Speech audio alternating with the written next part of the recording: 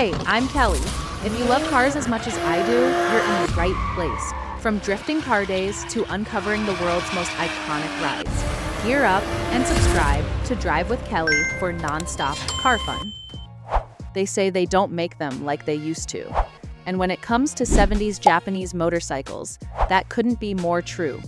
This was the golden age of the UJM, the Universal Japanese Motorcycle, where Honda, Kawasaki, Yamaha, and Suzuki perfected a formula of simplicity, power, and bulletproof reliability. These are the bikes that defined a generation and are now cherished as true classics. So which of these timeless machines truly earns the title of indestructible? Let's find out as we count down the 1970s most loved Japanese motorcycles that last forever.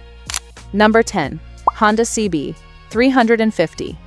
The Honda CB350 is one of the best-selling motorcycles of all time, and the moment you throw a leg over one, the reason becomes obvious.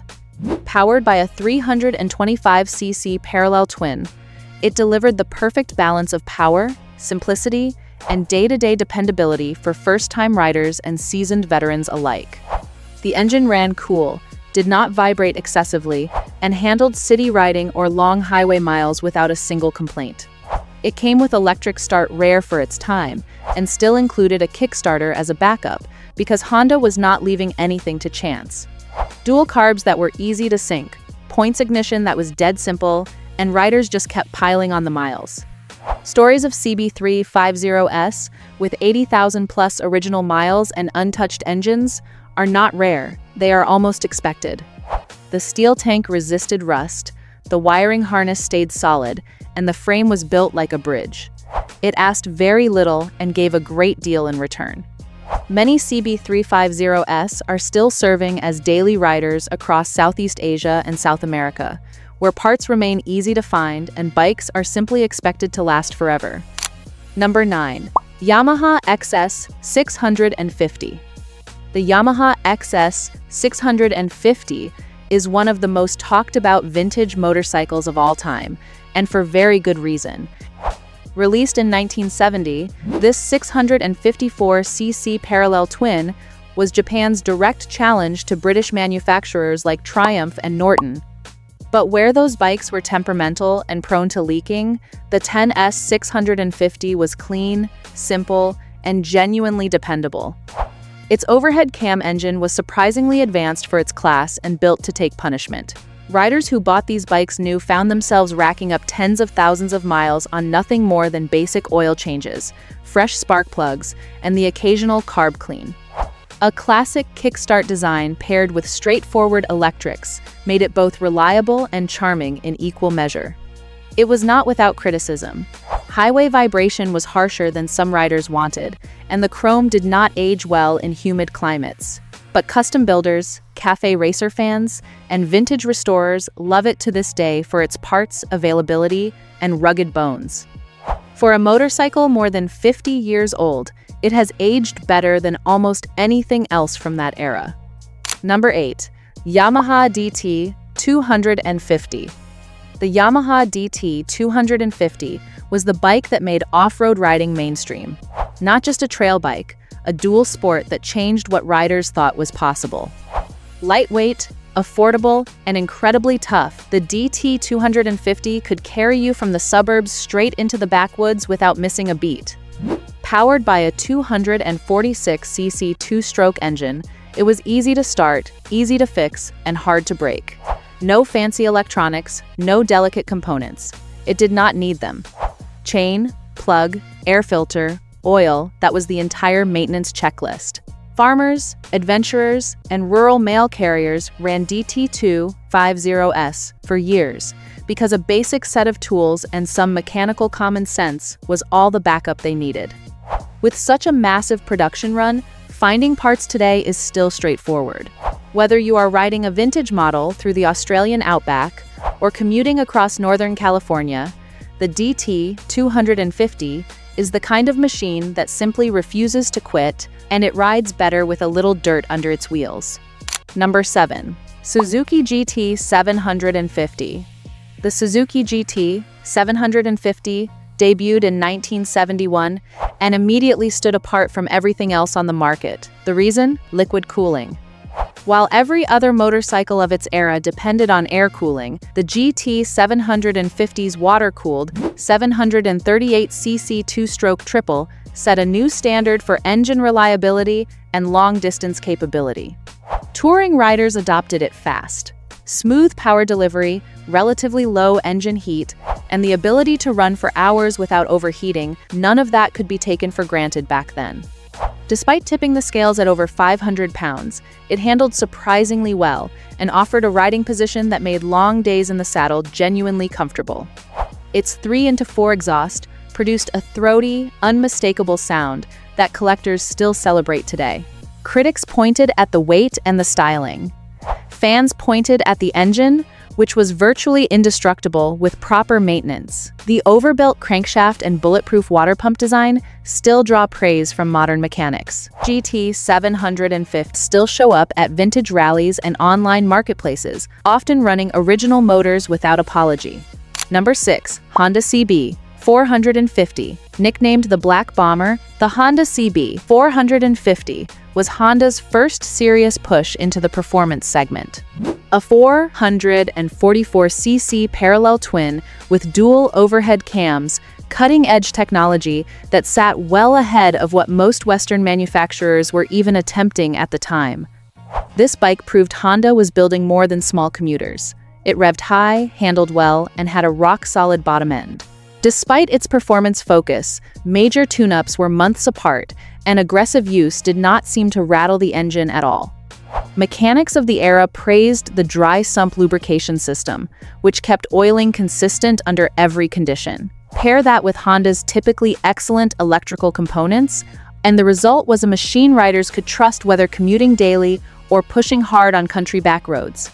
Vintage collectors still chase the CB350 because it was one of the earliest high-performance bikes that did not come loaded with problems. Parts remain widely available, and restoration costs are surprisingly manageable. If the goal is a 1970s motorcycle that balances outright performance with long-term durability, this is the one. Number 5. Yamaha RD350.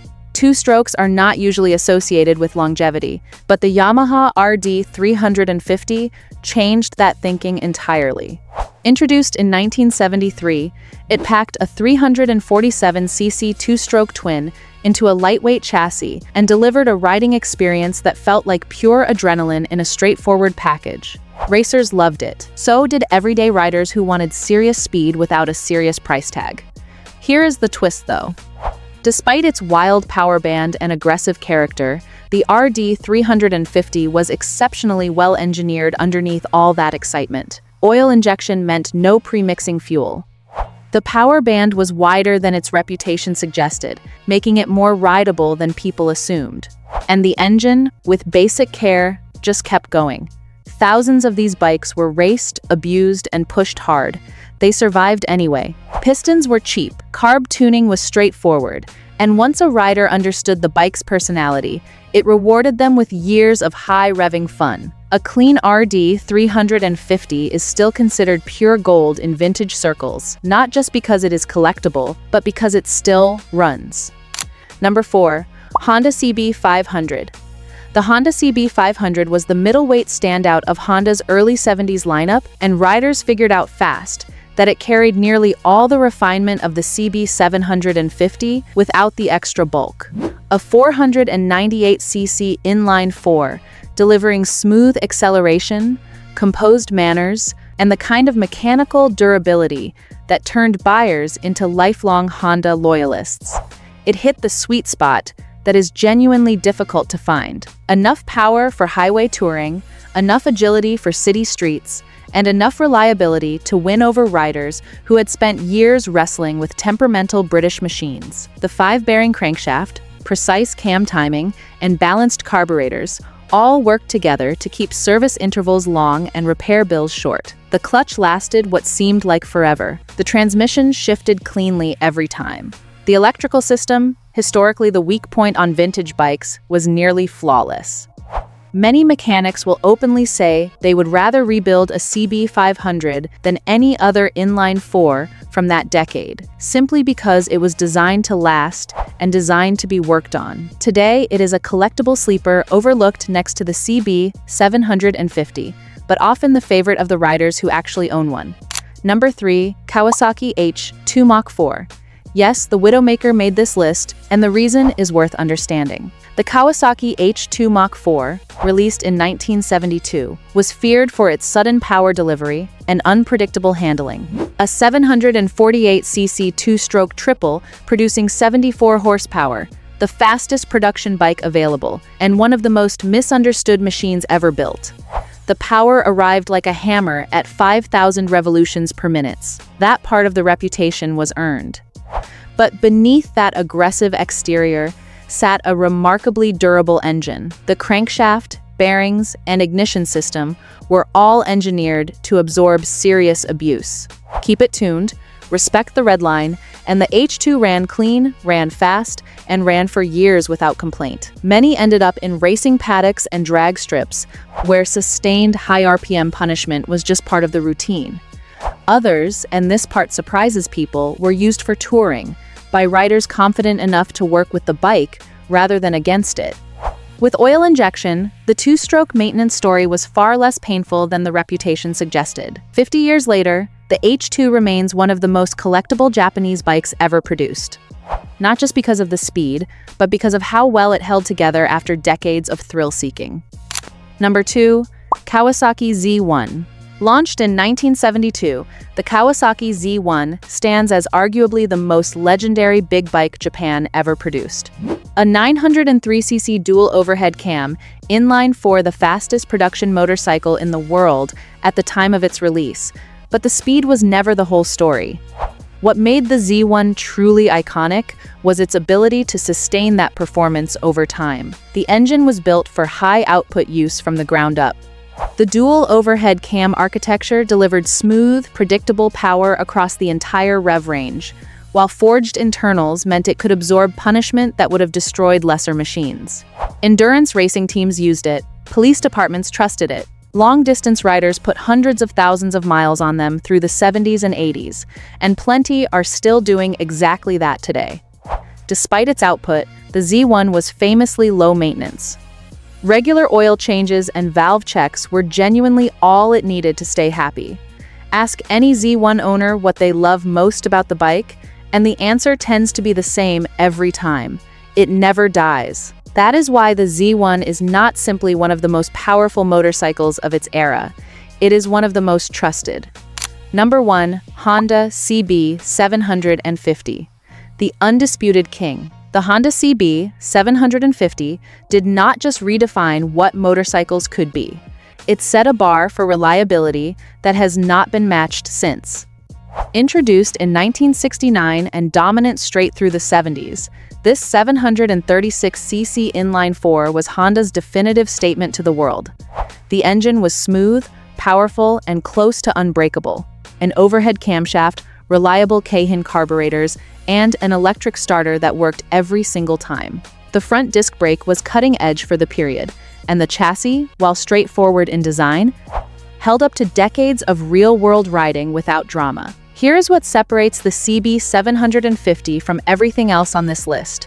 It was not just reliable when it was new. It is still reliable right now. Thousands of these bikes remain on the road, many of them unrestored, still pulling daily commuter or touring duty. Mechanics love working on them because they rarely fail. Owners love riding them because they always start. This is the bike that launched the superbike era. More than that, it is the bike that launched a million memories, and it is still making new ones. If this one landed for you, hit that subscribe button and come ride along with us at Drive with Kelly. We cover the bikes and machines that actually matter, and there is much more worth knowing. And if you want to keep the ride going, tap the video popping up on the left of your screen right now. See you in the next video.